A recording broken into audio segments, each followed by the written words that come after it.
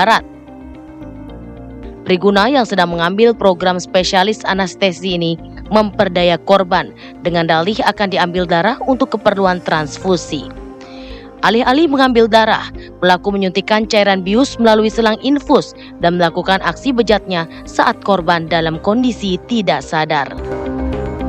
Priguna ditangkap petugas Dirkrimum Polda Jawa Barat pada 23 Maret 2025 atas laporan yang dibuat oleh korban FH pada 18 Maret lalu. Pelaku Priguna Anugrah Pratama disangkakan melakukan kekerasan seksual terhadap keluarga pasien saat bertugas jaga di ruang instalasi gawat darurat Rumah Sakit Hasan Sadikin Bandung. Peristiwa tersebut terjadi saat korban sedang mendampingi ayahnya yang dalam kondisi kritis. Polda Jawa Barat telah memeriksa 11 orang saksi, termasuk korban, ibu dan adik korban, serta sejumlah perawat, dokter dan pegawai rumah sakit. Setelah mengumpulkan bukti dan keterangan saksi, penyidik menetapkan Priguna Anugrah Pratama sebagai tersangka. Kini tersangka terancam hukuman penjara maksimal 12 tahun. Dari Bandung, Jawa Barat, John Hendra, TV One mengabarkan.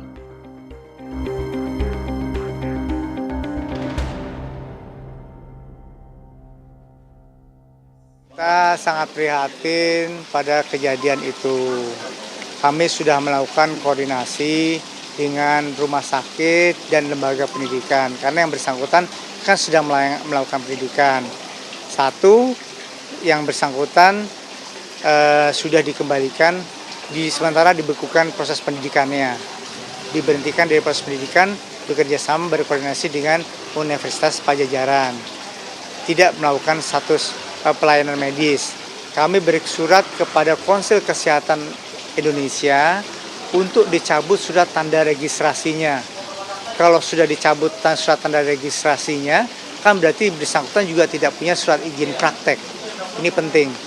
Nah nanti karena ini sudah masuk ke dalam ranah kriminal, maka kasusnya akan kami serahkan ke Polda Jawa Barat. Kemudian secara sistem kami sementara menghentikan pendidikan spesialis anestesi di Rumah Sakit Hasan Sadikin selama 1 bulan untuk melakukan konsolidasi, untuk melakukan perbaikan, untuk melakukan pengawasan yang lebih optimal. Ya pemirsa, sementara itu Ditreskrimum Polda Jawa Barat kemudian ini mengungkapkan korban pemerkosaan Dr. Cabul Priguna Anugrah Pratama bertambah dari 1 orang menjadi 3 orang. Ditreskrimum Polda Jawa Barat terus melakukan pengembangan kasus kekerasan seksual yang diduga dilakukan dokter residen anestesi Priguna yang mengikuti program pendidikan dokter spesialis Fakultas Kedokteran Unpad di Rumah Sakit Hasan Sadikin Bandung. Direktur Kriminal Umum Polda Jawa Barat, Kombes Pol Surawan mengatakan dari hasil pengembangan ada 2 orang yang menjadi korban kebejatan Priguna. Dari hasil pemeriksaan sementara, kedua korban lainnya merupakan pasien di RSHS Bandung. Surawan mengatakan anggotanya saat ini tengah meminta keterangan termasuk dari pihak rumah sakit.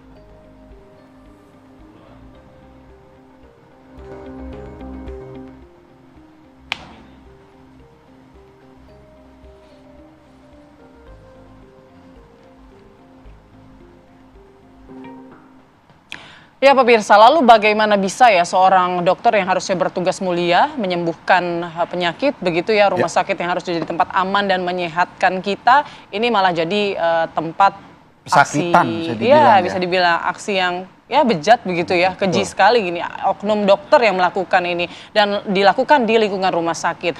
Nah, bagaimana kemudian peristiwa itu bisa terjadi? Kita langsung membahasnya bersama sejumlah narasumber yang sudah hadir pada pagi hari ini. Ada Mbak Hanifah Hasna, kriminolog. Selamat pagi Mbak Hanifah. Selamat pagi Mbak Hanifah. Kemudian juga ada Dr. HN Nazar, Ketua Biro Hukum PBID periode 2019-2021. Ini dokter senior ini. Selamat pagi, dokter.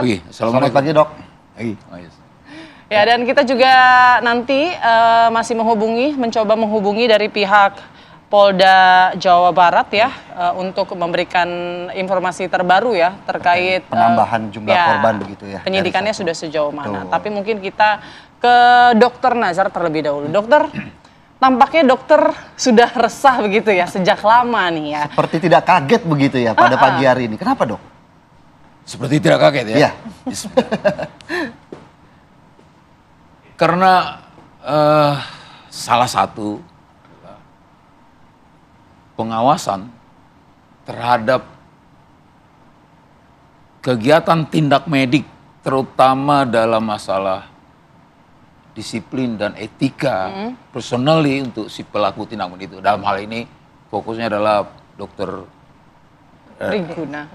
kolega saya itu. Saya masih berkolega dengan dia. PBDS, calon ahli anestesi itu. Pengawas itu semakin hari semakin melonggar. Kenapa? Karena saya ulang lagi apa yang saya kita jelaskan bersama di kemarin malam itu. 2 tahun terakhir ini regulasi di negeri ini yang menyangkut tindak profesi itu mendegradasi fungsi organisasi profesi dalam hal menjaga, mengguidance, memandu, sekaligus mengawasi kalau perlu melakukan punishment terhadap pelanggaran-pelanggaran etika. Contohnya fungsi yang seperti apa itu? Ya, kan selama ini kan organisasi itu.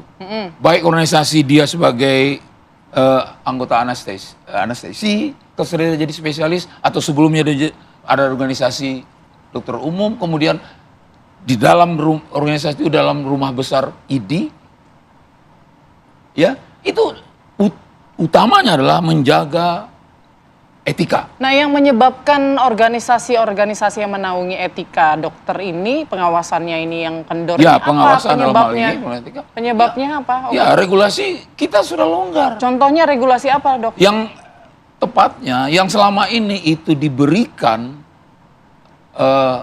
oleh peraturan, diberikan kewenangan itu kepada organisasi, kepada ID, ya kan? Sekarang kan tidak lagi. Pengawasan itu sudah ditarik ke Langsung ke pusat. pemerintah. Pengawasan seperti apa? Kementerian Ya, maksudnya. Iya benar. Ya misalnya mengenai etika, ya salah satu diantaranya ini berkaitan itu. Dulu ada fungsi organisasi. Iya. Apabila sejawat seluruh pelaku tindak medik dokter itu ingin melakukan praktek, kan dia sambil sekolah kan berpraktek. Ada SIP-nya, SIP sebagai PPDS. Nah itu untuk mendapatkan itu direkomendate. Berarti oleh fungsi organisasi. pengawasannya yang terjadi di lapangan. Iya, selain di lapangan sebelum itu sudah. Oke, jadi untuk sekarang mendapatkan license itu dia sudah melalui tahapan-tahapan yang berbentuk pembinaan dan yang pasti lewat ID ya. Iya, Tapi kalau sekarang bisa langsung ke pusat iya, tanpa memerlukan rekomendasi dari ID. iya, exactly like that. Oke, jadi ID sekarang bagaimana? Saya melihat salah satu penyebabnya itu 2 tahun terakhir ini longgar. Nggak ada taringnya gitu ya? Apa nggak bercakar gitu ya kalau dokter bilang Apapun kemarin ya? namanya, terlalu ekstrim kalau bilang taring. Nanti dokter bilang bertaring bercakar. Nah, enggak. Itu saya setuju. Tapi kan kalau untuk yang baik ya agar disiplin ya kenapa Memang enggak itu gitu dia. kan? Semua organisasi profesi, mohon saya nanti diberikan koreksi dan masukan. Pasti punya tatanan-tatanan yang disebut kode etik yang bersumber dari etika keprofesian.